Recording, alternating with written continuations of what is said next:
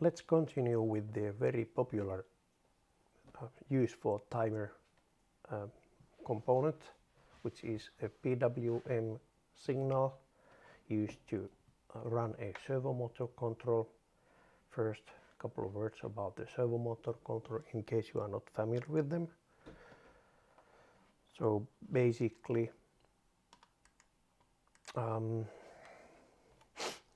it's a device which transforms an electric signal to mechanical position. So that's a very general description what it is. What it's made of is usually a very low power electric motor, meaning cheap electric motor, a gearbox which is actually used as a torque converter, and then position detector and controlling electronics.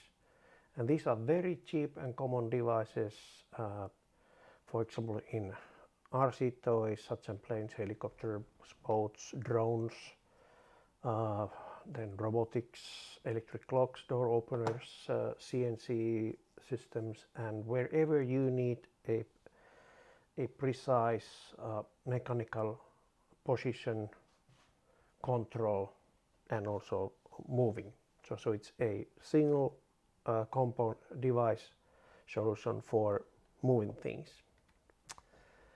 Okay, if we are talking about a typical rotational servo, let me show you a picture of it. Let's see, camera. Okay, we're using this kind of toy servo motor, which actually the most of it is a gearbox, but inside of that plastic case you can actually, carefully looking, you can find the electric motor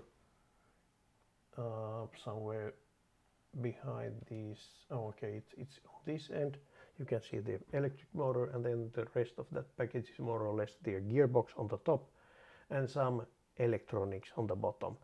And it has only three wires and analog signal interface.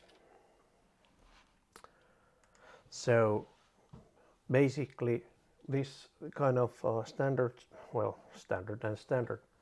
small servos, usually they have the middle neutral position is defined as 1.5 millisecond signal duration on PWM pulse on a signal pulse period which is at least 20 milliseconds. Usually these tolerate also longer pulse periods, but the pulse width must be basically quite within the range.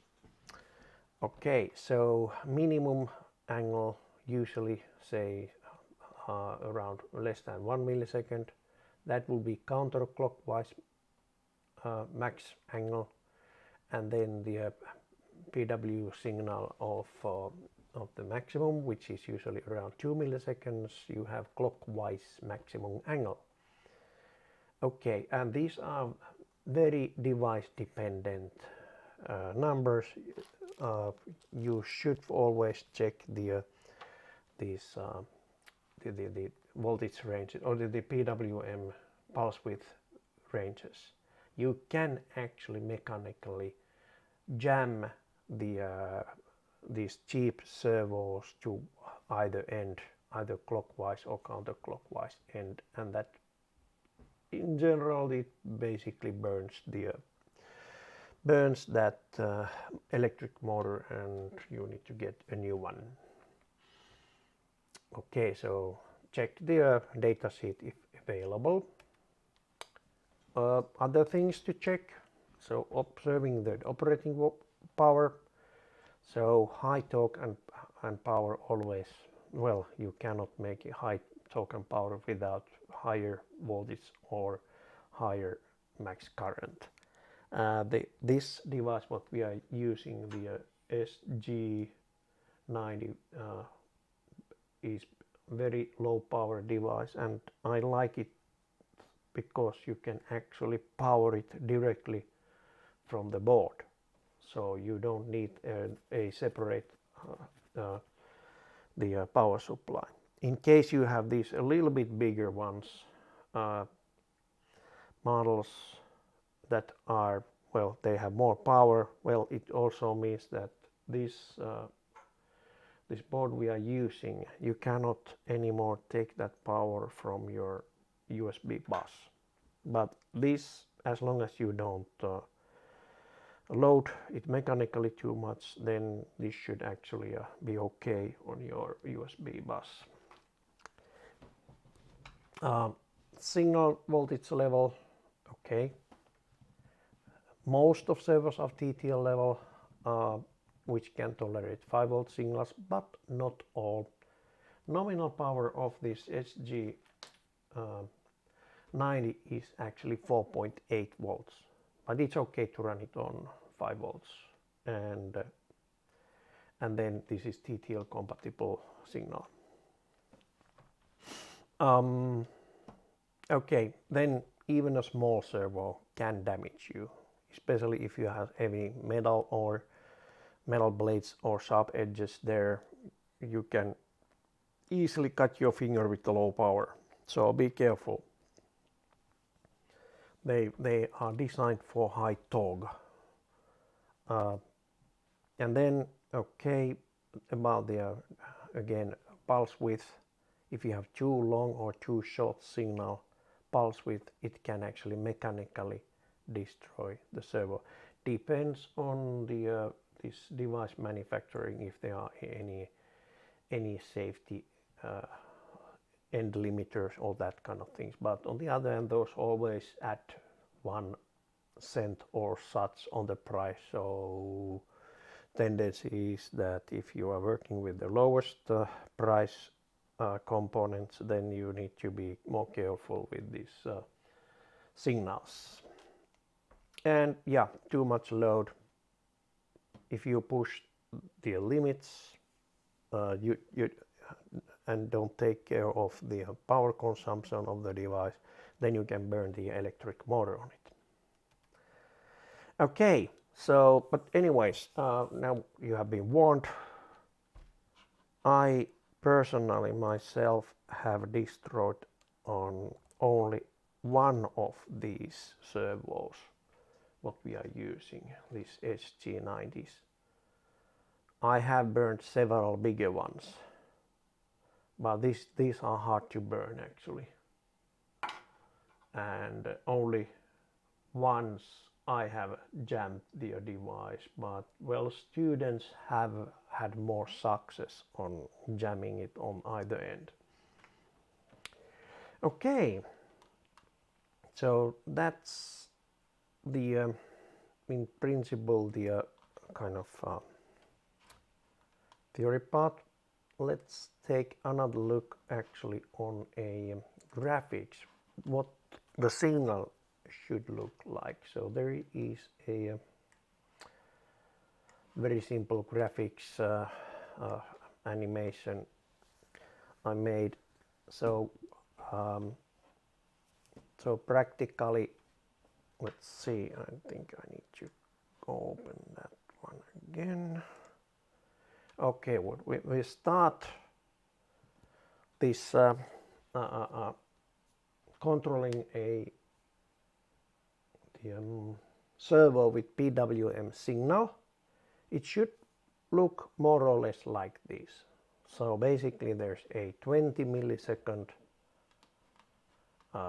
pulse period and pulse width around 1.5 milliseconds for the starting point.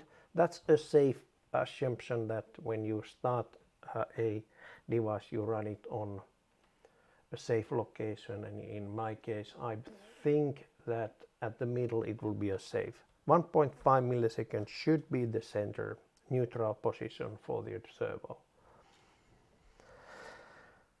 Okay, then let's take a closer look at the signal and run an animation here. So basically next on this exercise you're supposed to vary the signal. So practically you can do it on steps. So basically just pressing a button should actually go to the next step and then go back again, and so on. So this is a typical which you just control control the position of the servo using pulse width. Okay.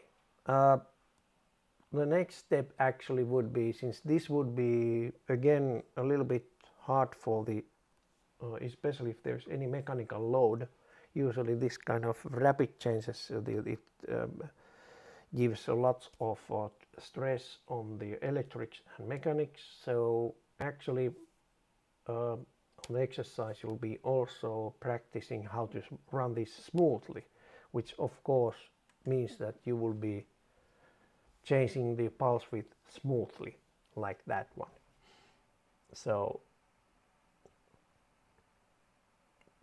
basically not by jumping from one pulse width to another, but you will be changing that signal smoothly. So this will be the real control of the PW or servo. So not at the full tilt, but some sort of speed limiter. And of course, how you do it? Well, you actually can limit the speed by measuring the measuring the time when to change the pulse, the real pulse width. So you would put a target pulse width and then use a ramp instead of the exact big jumps. So you go gradually towards these desired pulse width. Okay.